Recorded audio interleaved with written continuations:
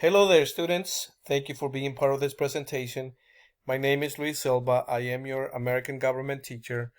And today we're going to focus on writing the United States Constitution. Very important topic in American government. But first, let's go over some basic information about the Constitution. First is basically the highest law of the country. All of our laws come from the Constitution. It says how the government is supposed to work, and it's divided in 7 articles. Article 1 creates the Congress. Article 2 creates the presidency. Article 3 creates the Supreme Court. Article 4 defines states' powers. They must recognize each other's laws. Article 5 describes the amendment process. Article 6 basically talks about federal laws are above all other laws. And Article 7, the ratification process, how to approve it. Now, each state also has a constitution. They are the highest laws for that state, but the United States Constitution is the highest law of the country. Some people, and I truly believe that the Constitution is a living document. And it's a living document because it can be changed. It is changed by an amendment. The first 10 amendments are called the Bill of Rights. By defining these rights in the Constitution, they are federally guaranteed for everybody that lives in the United States. There are currently 27 amendments. Not all of them involve rights, but many do. Article 5 of the Constitution describes the amendment process. 2/3 or 66% of each House of Congress, House of Representatives, and the Senate must approve, then ratified by 3/4 or 75% of the state legislatures. This is how an amendment is actually passed and it becomes law by this particular process here. Now, a short history of the Constitution. The Constitution was written in 1787 by a group of men that we know as the framers of the Constitution. Some of them are called or the fathers of the Constitution. They fiercely debated what should be in the Constitution, and they had to create something that was almost perfect in order for this country to actually work. The Articles of Confederation, which we have seen before, did not work very well. For example, Shays' Rebellion showed that the framers needed to find a new way to run the country. Delegates of the Constitutional Convention met in Philadelphia. They included persons such as James Madison, Benjamin Franklin, George Washington, and I'm going to throw in there also Thomas Jefferson. All of those people came together, along with many more, to put together this document that would create a strong government. Now, anti-federalists insisted on a Bill of Rights, which became the first 10 amendments to the original Constitution. By the way, we call them anti-federalists because they were very concerned about the welfare of the new nation. They did not want basically the federal government to overrun everybody and dictate what they were going to do. So the anti-federalists were mainly concerned about providing more rights for people, and these rights are actually in the first 10 amendments. For example, the first amendment, obviously freedom of speech, freedom of the press. So they were very concerned about the welfare of the nation. In 1787, there were only 13 states. All the states, except Rhode Island, sent delegates to the convention. Each state had its own idea for a new government. So just you have 13 states, you have representatives from each state, and they were all trying to put together those ideas that would create a document that would ensure that the country would run smoothly, that the rights of people were respected by the government. There was the New Jersey Plan, the Virginia Plan, the Great Compromise, the Three-Fifth Compromise. many opinions and issues had to be accommodated to the United States. The key to becoming the United States was a compromise. So among these plans, the founding fathers had to debate and had to come to an agreement as to what and how the government should look like. Now, the preamble to the U.S. Constitution.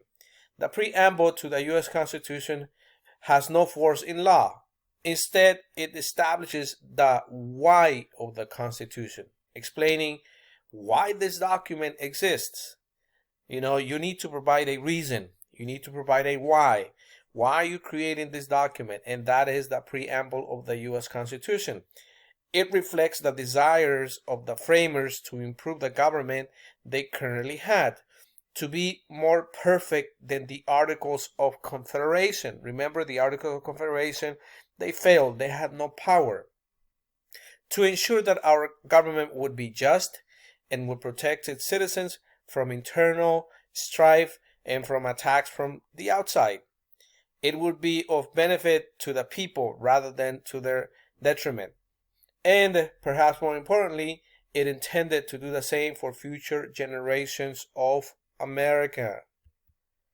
And here is a closer look, basically, the goals of the preamble. For example, you have to form a more perfect union. This actually, in an explanation, if you see the next column here, basically create a nation in which states work together. And then you have establish justice, ensure domestic tranquility, provide for the defense, for the common defense, promote the general welfare, and secure the blessings of liberty to ourselves and our posterity. So these are some of the goals of the preamble that were set initially in the U.S. Constitution. Now, moving on to what we call amendments. As you know, an amendment is a change, basically. So when the Constitution was written, the framers knew that their creation was not perfect. They knew that other people would have good ideas for the Constitution and wanted to make sure that it wasn't too hard to make changes. For that matter, to say, well, wasn't too hard or too easy, but people could compromise and actually put together an amendment. The framers created an amendment process. An amendment to the Constitution is basically a change that can add to the Constitution or change an older part of it. If you see here, you have the process, and we talked a little bit before about this process. So it's a good idea, or it was a good idea for the framers, for the founding fathers of this country, to put this tool that would allow future generations to make changes to certain parts of the Constitution. The original Constitution had no Bill of Rights, and this is where the anti-federalists actually came through, because they actually pushed for a Bill of Rights. Many of the framers didn't think it was needed. These were actually known as the Federalists. Others disagreed, known as the Anti-Federalists. So promises were made to add one using the amendment process. Soon, the new government started meeting. Congress proposed the Bill of Rights. A list of 12 changes was sent to the states. And in 1791, 10 of those 12 changes were approved. And they became known as the Bill of Rights. By the way, we are going to talk more in details in future presentations about the Bill of Rights. And basically, the Bill of Rights identifies 10 specific freedoms. The first 10 amendments deal with freedom of religion, the right to worship, freedom of speech, right to basically speak, freedom of the press, right to publish ideas, freedom of assembly, right to meet peacefully in groups, freedom to petition, right to protest the government. These are some of the components that became part of the Bill of Rights. And the Bill of Rights is there in the Constitution because our founding fathers, in this case also known as the Anti-Federalists, they actually fought and they argue with the other founding fathers that this was actually needed to protect the rights of individual people. Now, how does the Constitution work? Well, we have the Judicial Branch, the Supreme Court. We have the Executive Branch, the President, and we have the Legislative Branch, the Congress. So let's start with the Judicial Branch. Checks on the President. Basically, the Judicial Branch, the Supreme Court, can declare executive acts unconstitutional. Judges appointed for life are free from executive control. Now, checks on the Congress by the Judicial Branch. Judicial review can declare acts of Congress unconstitutional. Now, let's move on to the Executive Branch and checks on the courts. Basically, the Executive Branch appoints federal judges, can grant reprieves and pardons for federal crimes. Now, the Executive Branch checks on Congress, can veto acts of Congress. If the president doesn't like a law that Congress has passed, he can actually veto it. Can call special sessions of Congress, can suggest laws and send messages to Congress. Now, the Legislative Branch checks on the president by actually can impeach or remove the president, can override a veto of the president, controls the spending of money. In other words, the Legislative Branch has like the purse. They control the cash in the country. They also, or in this case, the Judicial Branch can basically be there to make sure that the president does not get in a way too powerful. And they can control this by, in this case, restricting the president, for example, on many things that, especially things that have to do with spending money by the president. Also, the Senate can refuse to confirm presidential appointments and to ratify treaties. Now, checks on the court by the Legislative Branch can impeach and remove federal judges, can establish lower federal courts, can refuse to confirm judicial appointments. Now, moving on. The Legislative Branch, called the Congress, makes laws. It is a bicameral or composed of two parts. The upper house is the Senate and the lower house is the House of Representatives. In the Senate, all seats are equally represented, 2 senators per state. In the House of Representatives, states are represented proportionally based on their population. So whichever state has the most people, that state actually has more representatives. For example, California is one of the states that has close to 40 million people right now. So we have more than 50 basically House of Representative members, and we have 2 senators. Now the Senate, there are 2 senators from each state. Since we have 50 states, there are 100 senators. The people elect senators in public elections. And senators must be 30 years old, or at least 30 years old, be a U.S. citizen for at least 9 years, be a citizen of the state they represent, and they serve a 2-year term. In this case, you have the senators from Arizona, Jeff Flake, which is no longer there right now, and you have John McCain, which has passed away, as you may be aware already. Now, the House of Representatives. Representatives are from districts within a state and represent the people in that district. The people have the right to tell them how they feel about issues. Currently, there are 435 representatives. The number is based on population. Both states and territories, for example, Puerto Rico, Guam, and American Samoa, are represented.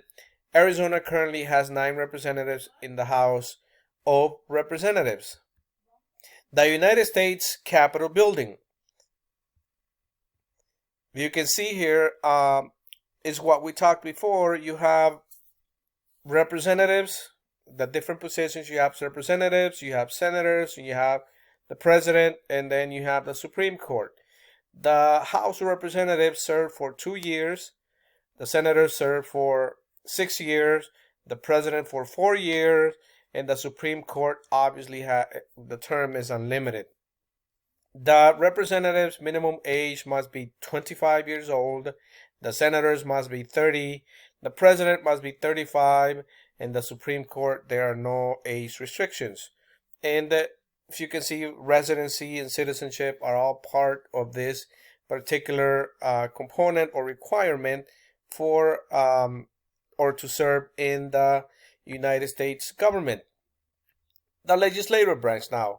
When the Congress wants to pass a law, both the House and the Senate must agree to the exact same law. If they cannot agree, the law cannot pass.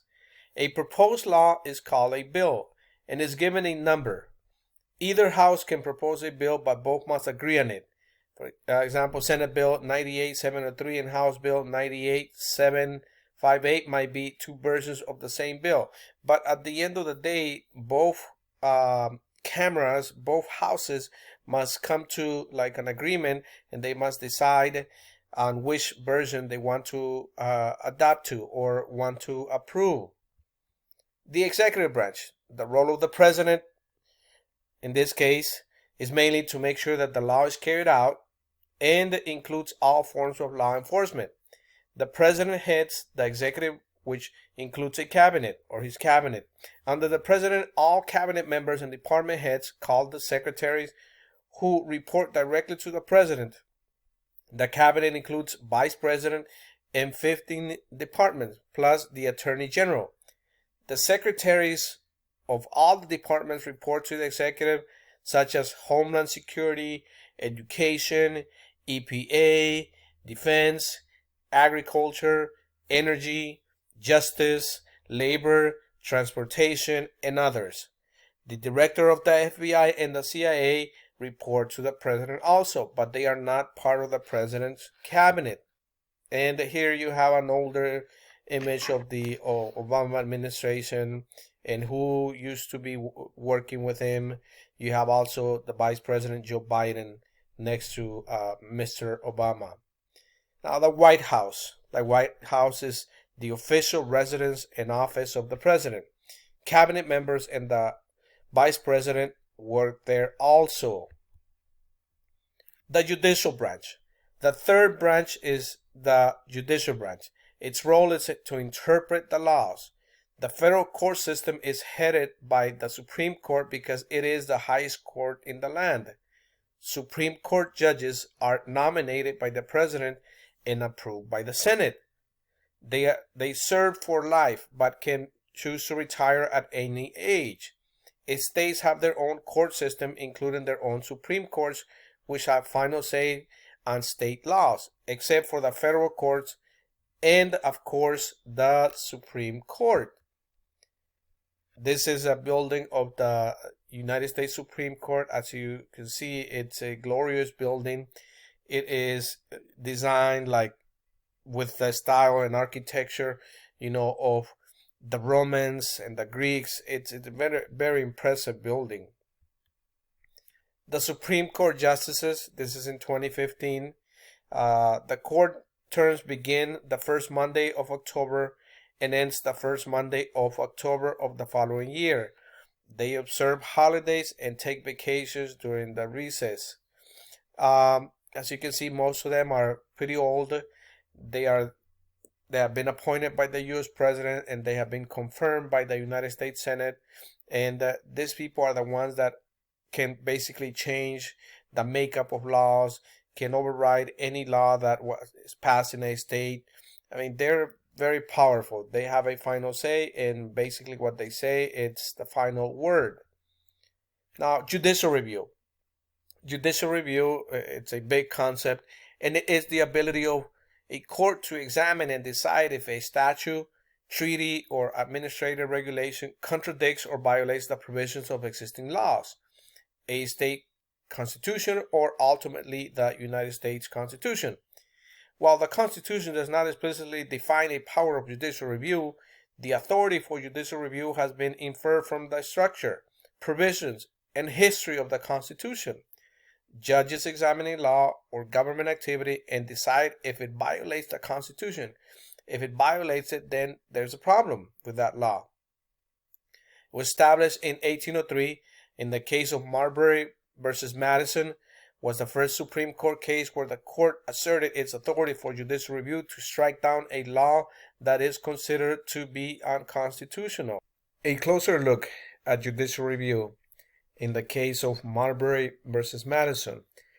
Judicial review allows the Supreme Court and other federal courts to play a key role in lawmaking.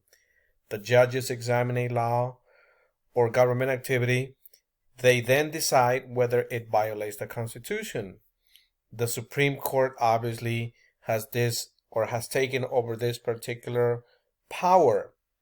Well, thank you so much for being part of this presentation. If you felt you got information, content that will help you, please make sure to subscribe. Please make sure to come back and watch future presentations. You have a good one.